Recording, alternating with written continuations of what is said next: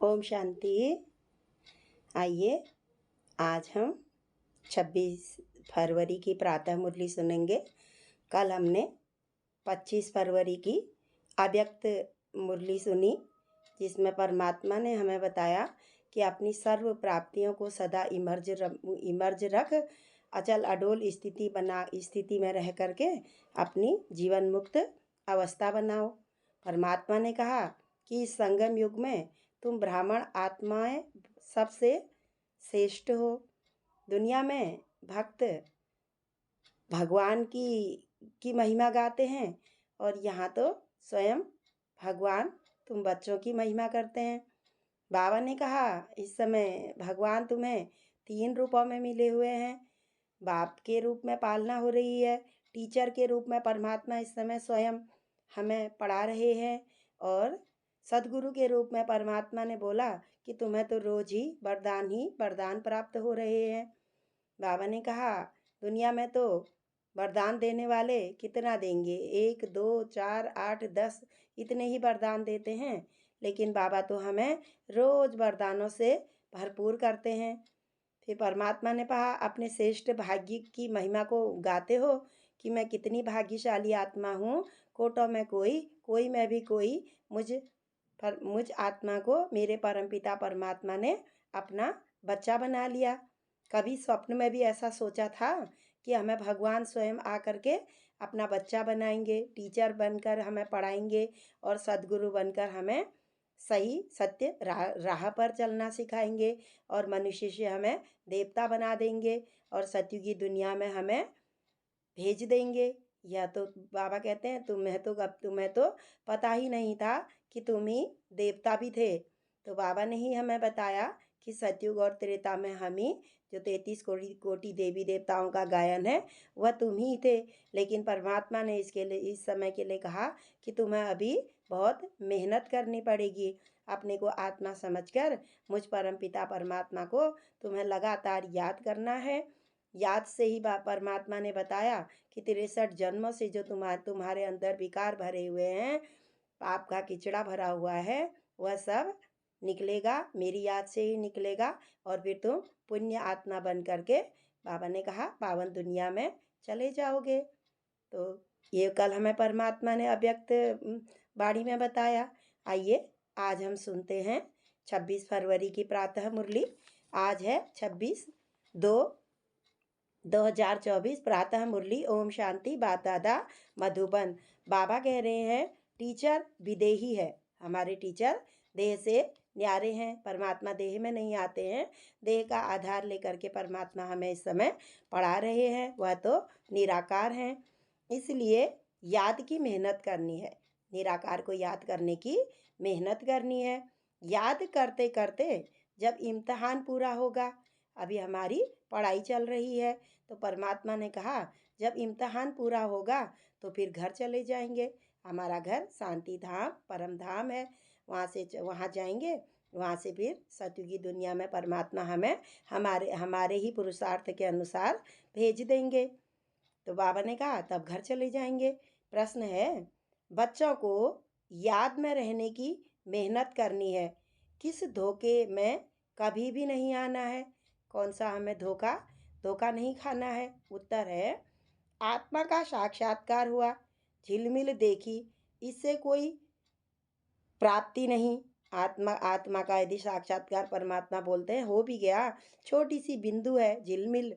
बाबा कहते हैं बहुत छोटा सा है, खसखस के दाने की तरह बहुत छोटी है। अगर उसका साक्षात्कार हो भी गया तो इससे कोई फायदा नहीं है कि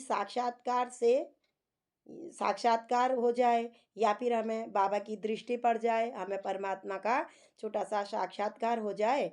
तो परमात्मा ने कहा इससे तुम्हारे पाप नहीं कट सकते, इससे पाप नहीं कटेंगे और ना ही मुक्ति मिलेगी, मुक्ति भी नहीं मिलेगी। नहीं, यह तो और ही धोखे में रह जाएंगे। ये नहीं कि हमें साक्षात्कार हो गया, हमें तो रोज परमात्मा का आत्मा का साक्षात्कार होता है। तो परमात्मा ने कहा इसमें ही अगर रह जाओगे और याद नहीं करोगे तो बाबा ने कहा इससे धोखे में रह जाओगे। याद की मेहनत करो, याद में मेहनत करनी है, मेहनत से ही कर्मातीत अवस्था होगी। कर्मातीत अवस्था माने पूरे ही संपूर्ण निर्विकारी बन जाएंगे। जो भी जितने भी अंदर विकार भरे हुए हैं, काम क्रोध लोभ मोह अहंकार, सभी परमात्मा की याद से ही निकलेंगे। तो बाबा ने कहा ऐसे ऐसे नहीं, ऐसा नहीं कि बाबा की दृष्टि, बाबा हमें दृष्टि देंगे तो पावन बन जाएंगे। नहीं, मेहनत करनी है। परमात्मा ने कहा याद याद की मेहनत करनी है। अब आज का मुरली से रोज बाबा हमें दो धारण के लिए, धारणा के लिए सार के मुख्य 2 पॉइंट देते हैं। तो पहला पॉइंट है स्वदर्शन चक्र को धारण कर अपने पापों को भस्म करना है। हम स्वदर्शन चक्रधारी हैं। 84 जन्मों का पाठ हम ही ने पूरे ही 84 जन्म हम ही ने लिए हैं। तो परमात्मा ने कहा उसको धारण कर अपने पापों को भस्म करना है। स्वदर्शन चक्र जिसे कि हम लगातार हमें घुमाते ही रहना है कि मैं देवकुल की थी, सतयुग में थी, त्रेता में थी, द्वापर से मैं पुजारी बनी और कलयुग में आते आते ही इस संगम के समय में परमात्मा ने मुझे ब्राह्मण बनाया। ब्राह्मण से फरिश्ता, फरिश्ता से फिर मैं देवता बन जाऊंगी। बाबा ने कहा ये स्वदर्शन चक्र तुम्हारा लगातार घूमता ही रहे। संभाल करो, कर्मेंद्रियों से कोई भी पाप कर्म न हो। कर्मातीत बनने की स्वयं मेहनत करनी है। कर्मेंद्रियों से हमें आप कोई भी पाप कर्म नहीं करने हैं, बल्कि हमें तो जितने 63 जन्मों के कर्म हैं, पाप कर्म हैं, सभी को हमें इस समय बाबा की याद से चुकतू करना है, भस्म करने हैं। दूसरा है साक्षात्कार की आस नहीं रखनी है। ये नहीं कि हमें थोड़ा बहुत दर्शन हो जाए, दीदार हो जाए, पर भगवान के बस क्षण भर के दर्शन हो जाए। बाबा ने कहा इसकी आस नहीं करनी है। साक्षात्कार करने से मुक्ति नहीं मिलती, साक्षात्कार से मुक्ति नहीं मिलती, पाप नहीं कटते, साक्षात्कार से फायदा नहीं है। जंक निकलेगी बाप और नॉलेज को याद करने से। बाबा ये ज्ञान मुरली जो परमात्मा हमें रोज देते हैं, जंक उससे ही उतरेगी। ज्ञान भी चाहिए तो याद भी चाहिए। तो परमात्मा ने कहा जंक निकालने की एक ही विधि है कि लगातार मुझ परमपिता परमात्मा को याद करो। आज का मधुर वरदान है बाबा का हमारे लिए, चेहरे द्वारा सर्व प्राप्तियों का अनुभव कराने वाले सर्व प्राप्ति संपन्न भव। चेहरे द्वारा सर्व प्राप्तियों का, चेहरा ही सब कुछ बता देता है। चेहरे द्वारा सर्व प्राप्तियों का अनुभव कराने वाले सर्व प्राप्ति संपन्न भव, सर्व प्राप्ति संपन्न भव। संगम युग पर आप ब्राह्मण आत्माओं को वरदान है सर्व प्राप्ति संपन्न भव। बाबा हमें वरदान देते हैं कि अपर्याप्त इस समय तुम ब्राह्मणों के लिए कोई भी ऐसी वस्तु नहीं है जो कि अपर्याप्त है।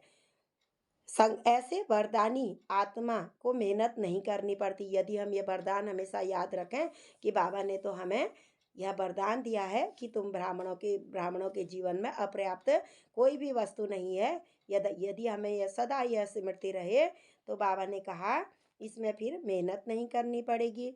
उनके चेहरे की चमक बताती है कि इन्होंने कुछ पाया है। चेहरे से ही पता चलता है कि इन्होंने कुछ पाया है। जैसे कि कभी किसी की लॉटरी लग जाती है तो उसके चेहरे से ही, उसकी खुशी से, चेहरे में जो उसकी खुशी दिखाई देती है, उससे पता चलता है कि इन्हें अवश्य ही कुछ न कुछ मिला हुआ है। तो बाबा ने कहा इन्हें कुछ कुछ पाया है। यह प्राप्ति स्वरूप आत्माएं हैं। कोई बच्चों के चेहरे को देख लोग कहते हैं कि ऊंची मंजिल इन्हें मिली हुई है।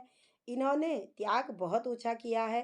त्याग दिखाई देता है लेकिन भाग्य नहीं दिखाई देता। इस समय त्याग दिखाई देता है जो हम त्याग करते हैं। परमात्मा हमें जो पावन रहने के लिए जो हमें इस समय श्रीमत देते हैं वह दिखाई देता है, परमात्मा ने कहा।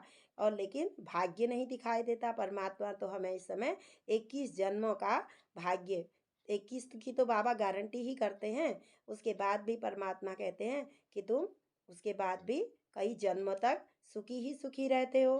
तो वह भाग्य नहीं दिखाई देता है, त्याग दिखाई देता है। जब सर्व प्राप्तियों के नशे में रह अपना भाग्य दिखाओ तो सहज आकर्षित होकर आएंगे। सर्व प्राप्तियां यदि तुम्हारे चेहरे से अन्य आत्माओं को दिखाई देंगी तो परमात्मा ने कहा वह स्वयं स्वतः ही तुम्हारी ओर आकर्षित होंगे। आज का स्लोगन है, जहाँ उमंग उत्साह और एक मत का संगठन है। उमंग भी चाहिए, उत्साह भी हो और एक मत। एक ने कहा तो सभी ने उसको मान लिया, तो एक मत है तो वहाँ तो सफलता समाई ही हुई है। सफलता ने तो फिर वहाँ पर होना ही होना है। इसलिए बाबा ने कहा उमंग उत्साह भी चाहिए और एक मत भी चाहिए। तो हमें क्या करना है, श्रीमत पर चलना है और ब्राह्मण परिवार में भी एक मत होकर के बाबा के कार्य में सहयोगी बनना है। अच्छा, ओम शांति, ओम शांति, ओम शांति।